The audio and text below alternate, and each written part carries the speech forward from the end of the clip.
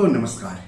दोस्तों, आम लोगों के लिए अपने पैसों से ज्यादा पैसा बनाने का अभी भी सबसे सुरक्षित और आसान और फायदेमंद जरिया है एफडी यानी फिक्स डिपॉजिट। आप बैंक में एफडी करवाते हैं, पोस्ट ऑफिस में एफडी करवाते हैं, इसके अलावा एनबीएफसी यानी गैर बैंकिंग वित्तीय कंपनी में भी आप एफडी करवा सकते हैं। तो जो लोग एनबीएफसी में एफडी करवाते हैं या फिर करवाने जा रहे हैं उनके लिए जरूरी खबर है। ये खबर क्या है ये हम आपको इस एपिसोड में आगे बताएंगे विस्तार से, लेकिन सबसे पहले मैं आप सबसे गुजारिश करता हूं कि चैनल के लिए नए हैं तो तुरंत सब्सक्राइब कर लीजिए, वीडियो को ज्यादा से ज्यादा शेयर कीजिए ताकि ज्यादा से ज्यादा लोगों तक जानकारी पहुंचे। हो सकता है आपके एक शेयर से आपके किसी अपनों का ही फायदा हो जाए। तो दरअसल खबर यह है कि देश के केंद्रीय बैंक भारतीय रिजर्व बैंक यानी आरबीआई ने एनबीएफसी में एफडी को लेकर नए नियम लागू किए हैं और नए नियम अगले साल 1 जनवरी से यानी 1 जनवरी 2025 से लागू हो जाएंगे। तो नए नियम क्या हैं वो हम आपको बताएंगे, लेकिन इसके बाद हम आपको ये भी बताएंगे एनबीएफसी में एफडी कराने के क्या फायदे होते हैं, क्या नुकसान होते हैं, एनबीएफसी में एफडी कराने पर पैसा आपका सुरक्षित रहता है या नहीं रहता है, कितना ब्याज मिलता है, कितनी अवधि तक आप एफडी करवा सकते हैं, एनबीएफसी में एफडी करवाने के बाद अगर आपका पैसा अटक जाता है तो उसे कैसे निकालना होता है, कहां जाना होता है, ये सब हम आपको आगे बताएंगे। लेकिन सबसे पहले जान लेते हैं एनबीएफसी में एफडी को लेकर जो आरबीआई ने नए नियम बनाए हैं उसके बारे में। तो जो पहला नियम है वो है कि अगर आपने 10,000 रुपये से कम की छोटी राशि जमा की है तो आप जमा राशि लेने की तारीख यानी मैच्योरिटी से 3 महीने के भीतर बिना किसी ब्याज के पूरी रकम निकाल सकते हैं। मतलब ब्याज आपको नहीं मिलेगा, हालांकि पूरी रकम आपको वापस मिल जाएगी। दूसरा, अगर आपने 10,000 रुपये से ज्यादा की राशि जमा की है तो आप जमा राशि लेने की तारीख से यानी मैच्योरिटी से 3 महीने के भीतर पूरी रकम का आधा हिस्सा या 5 लाख रुपए जो भी कम हो बिना ब्याज के निकाल सकते हैं। बची हुई रकम पर आपको पहले से तय ब्याज मिलेगा और उस पर पुराने नियम ही लागू होंगे। तीसरा नियम, गंभीर बीमारी के मामले में क्या नियम है वो जान लीजिए। अगर जमाकर्ता गंभीर बीमारी से पीड़ित हो जाता है तो जमा की गई पूरी रकम बिना ब्याज के निकाल सकते हैं, भले ही जमा की गई रकम का समय पूरा न हुआ हो। चौथा, नॉमिनेशन प्रक्रिया। एनबीएफसी कंपनियों को अब यह सुनिश्चित करना होगा कि जमाकर्ता को नॉमिनेशन फॉर्म जमा करने की रसीद मिले। चाहे जमाकर्ता रसीद मांगे या न मांगे, कंपनी को ये देने ही होंगे। पासबुक में नॉमिनी। एनबीएफसी कंपनियां अब जमाकर्ता की सहमति से पासबुक या रसीद पर नॉमिनी रजिस्ट्रेशन लिख सकते हैं और नॉमिनी का नाम भी लिख सकते हैं। छठा, पुराने समझौते। ये नए नियम उन जमा राशियों पर भी लागू होंगे जिनके लिए पहले 3 महीने तक पैसा निकालने पर पाबंदी थी। यानी अब आप एनबीएफसी में एफडी कराते हैं तो समय से पहले पैसे निकाल सकते हैं, उसके नियम बदल दिए गए हैं। नए नियम 1 जनवरी 2025 से लागू हो जाएंगे। तो एनबीएफसी में एफडी कराने वालों के लिए ये अच्छी खबर है। और 7वां जो नियम बदल दिए गए हैं वो है कि मैच्योरिटी की जानकारी। पहले एनबीएफसी कंपनियों को जमा की गई रकम की मैच्योरिटी की जानकारी 2 महीने पहले देनी होती थी, अब ये समय घटाकर 14 दिन कर दिया गया है। अब कंपनियों को मैच्योरिटी खत्म होने के 14 दिन पहले ही जानकारी देनी होगी।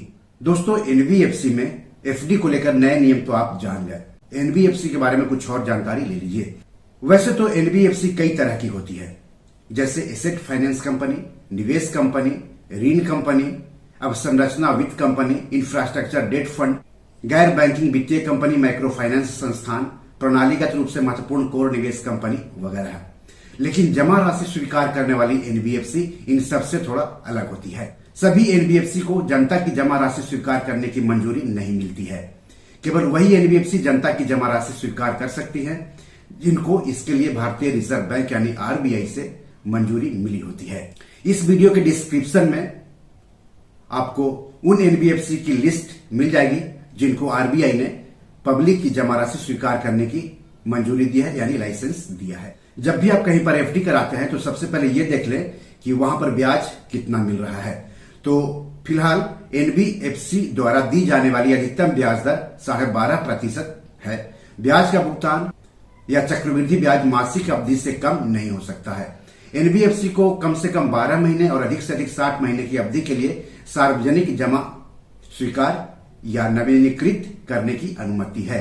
यानी अगर आप बैंक में जाएंगे ना तो एक बार में आप 10 साल तक की अवधि के लिए एफडी करा सकते हैं या उसे नवीनीकृत करा सकते हैं। और पोस्ट ऑफिस में करेंगे तो 5 साल तक की अवधि के लिए एफडी करा सकते हैं एक बार में अधिक से अधिक। और एनबीएफसी में भी आप अधिक से अधिक 5 साल तक की एफडी करा सकते हैं और कम से कम 12 महीने यानी 1 साल की एफडी करा सकते हैं। और उसके बाद अगर मैच्योर हो जाए और फिर से आप कराना चाहते हैं तो आप उसका रिन्यू करा सकते हैं या फिर से एफडी करा सकते हैं। ये एनबीएफसी में एफडी कराने की अवधि है और ब्याज दर है। तो किसी भी एनबीएफसी में अगर आप पैसा जमा करने जा रहे हैं, एफडी कराने जा रहे हैं, तो कुछ जरूरी बातों का जरूर ध्यान रखें। इन बातों के बारे में आरबीआई ने जानकारी दी है। तो क्या क्या है वो जान लीजिए। सबसे पहले एनबीएफसी को कम से कम 12 महीने और अधिक से अधिक 60 महीने की अवधि के लिए सार्वजनिक जमा स्वीकार या नवीनीकृत करने की अनुमति है। एनबीएफसी आरबीआई द्वारा समय समय पर निर्धारित अधिकतम दर से अधिक ब्याज दर की पेशकश नहीं कर सकते हैं। वर्तमान अधिकतम सीमा 12.5% प्रति वर्ष है। ब्याज का भुगतान या चक्रवृद्धि ब्याज मासिक अवधि से कम नहीं हो सकता है। यानी कोई अगर आपको ये झांसा दे कि आपके पैसे 5 साल में डबल हो जाएंगे या ट्रिपल हो जाएंगे, तो उस पर भरोसा मत कीजिएगा, क्योंकि एनबीएफसी में साल भर में 12.5% से ज्यादा ब्याज देने की परमिशन नहीं है आरबीआई के जरिए। एनबीएफसी जमाकर्ताओं को उपहार या प्रोत्साहन या कोई अन्य अतिरिक्त लाभ नहीं दे सकती है। अगर कोई आपसे बोले कि आपको एफडी कराने के बदले ये सुविधा दी जाएगी, तो आप उस पर भरोसा मत कीजिएगा। एनबीएफसी के पास न्यूनतम निवेश ग्रेड क्रेडिट रेटिंग होनी चाहिए। बैंक या फिर पोस्ट ऑफिस एफडी के मामले में आपको रेटिंग की जरूरत नहीं होती है, लेकिन जब भी आप किसी एनबीएफसी में एफडी कराने जा रहे हैं तो उसकी रेटिंग भी जरूर देख लीजिएगा। एनबीएफसी के पास जमा राशि का बीमा नहीं होता है, ये सबसे जरूरी बात है। जब आप बैंक में एफडी करते हैं ना, तो मान लिया कि अगर आपका बैंक डूब गया भी हो तो 5 लाख रुपए तक वापस मिलने की उम्मीद रहती है डीआईसीजीसी के मौजूदा प्रावधान के मुताबिक।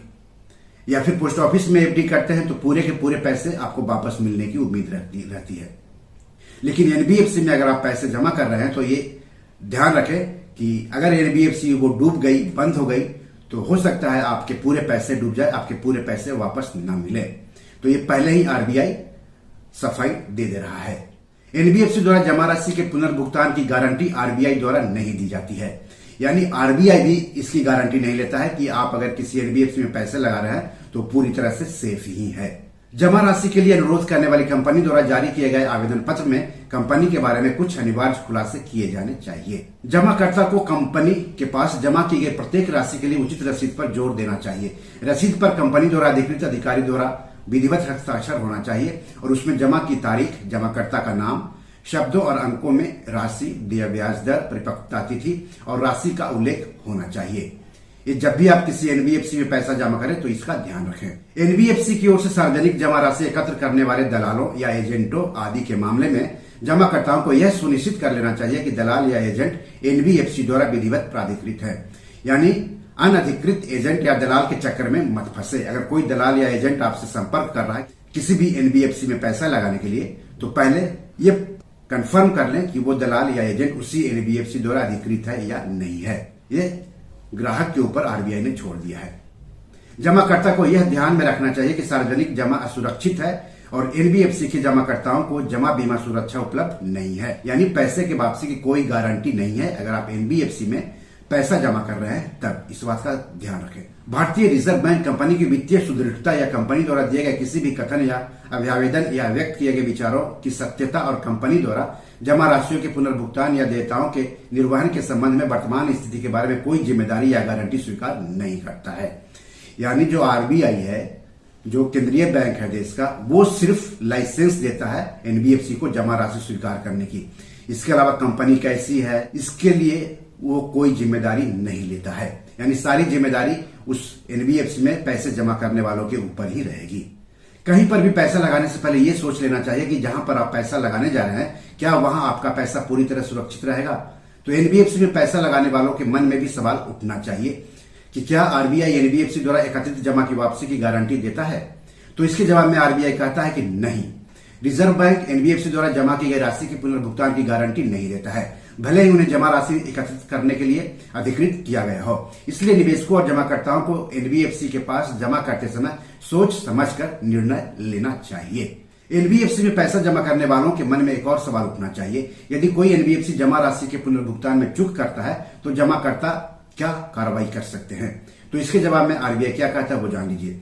यदि कोई एनबीएफसी जमा राशि की अदायगी में चूक करता है तो जमाकर्ता जमा राशि की वसूली के लिए कंपनी लॉ बोर्ड या उपभोक्ता फोरम से संपर्क कर सकता है या न्यायालय में दीवानी मुकदमा दायर कर सकता है। वैसे तो एनबीएफसी के खिलाफ शिकायतें की सुनवाई के लिए कोई लोकपाल नहीं है। हालांकि एनबीएफसी के क्रेडिट कार्ड संचालन के संबंध में जो किसी बैंक की सहायक कंपनी है, अगर शिकायतकर्ता को शिकायत दर्ज करने की तारीख से 30 दिनों के अधिकतम अवधि के भीतर एनबीएफसी से संतोषजनक जवाब नहीं मिलता है तो ग्राहक के पास अपनी शिकायत के निवारण के लिए संबंधित बैंकिंग लोकपाल के कार्यालय से संपर्क करने का विकल्प होगा। यदि एनबीएफसी के खिलाफ शिकायत या शिकायतें भारतीय रिजर्व बैंक के निकटतम कार्यालय में प्रस्तुत की जाती है तो शिकायत के समाधान की सुविधा के लिए उन्हें संबंधित एनबीएफसी के साथ उठाया जाता है। इसके अलावा सभी एनबीएफसी के पास एक शिकायत निवारण अधिकारी होता है जिसका नाम और संपर्क विवरण एनबीएफसी के परिसर में अनिवार्य रूप से प्रदर्शित किया जाना चाहिए। शिकायत को शिकायत निवारण अधिकारी के पास उठाया जा सकता है। यदि शिकायतकर्ता एनबीएफसी के शिकायत निवारण अधिकारी द्वारा शिकायत के निपटारे से संतुष्ट नहीं है तो वह शिकायत के साथ भारतीय रिजर्व बैंक के निकटतम कार्यालय से संपर्क कर सकता है। रिजर्व बैंक के कार्यालय का विवरण भी एनबीएफसी के परिसर में अनिवार्य रूप से प्रदर्शित किया जाना चाहिए। तो बी योर मनी मैनेजर में आज इतना ही। एपिसोड कैसा लगा हमें जरूर बताइएगा। इस एपिसोड या पैसे से जुड़े कोई सवाल हो तो जरूर पूछेगा। आगे किस टॉपिक पर वीडियो चाहते हैं हमें बताएंगे तो अच्छा लगेगा। धन्यवाद, नमस्कार।